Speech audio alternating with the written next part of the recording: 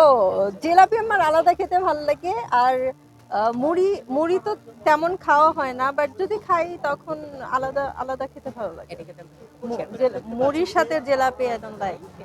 Russian model খ্যাত মনিকা কবির সে বাংলাদেশ ছাড়ার ঘোষণা দিচ্ছে, এই বিষয়টা কি ভাবে? ও জীবনেও যাবে না, ও আপনাদের এমনি বলছে। কারণ এখানে ওর যেরকম ইনকাম হচ্ছে ওটা তো আর রাশিয়াতে হবে না, সো কখনোই যাবে না। বাংলাদেশিদের কষ্ট দিচ্ছে। বাট বাংলাদেশে হচ্ছে ও হচ্ছে আমাদের ভাবমূর্তি নষ্ট করছে। ও যেখানে সেখানে রাস্তার মধ্যে, আমরা ওয়েস্টার্ন ড্রেস পরলেও কিন্তু আমরা বড় বড় অ্যাওয়ার্ড শোতে পরা হয় বা ফটোশুটে পরা হয়।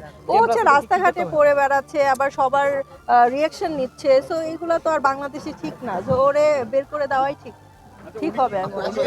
Russian model. উনি ও বাংলাদেশ কিসের, ও কি রাশিয়ায় কোনো মডেলিং করেছে? ও আপনারাই তো বানিয়েছেন Russian model Russian model.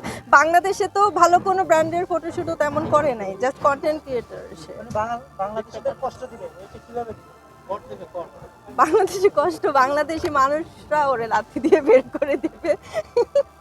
Okay bye. একজন বাংলাদেশি একজন নায়িকার পরিচয়ের কথাটা যেহেতু টানেনি সেহেতু একটু জিজ্ঞেস আচ্ছা, আমি এটা নিয়ে আর কোনো কথাই বলতে চাই না।